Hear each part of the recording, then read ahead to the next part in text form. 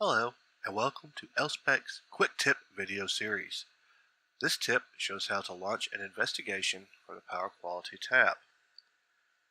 Many times you will have a large amount of data that you've created an investigation with, or you may have equipment in the field that you want to check how the power quality events look. To do that, browse to your Power Quality tab,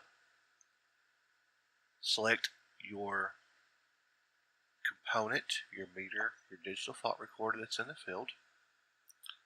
Click the Events tab,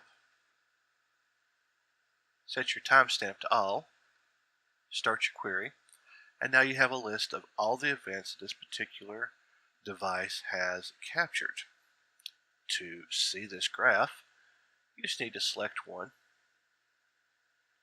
click on it, and now we have an instant graph displayed showing you the magnitude and the duration of your power quality event.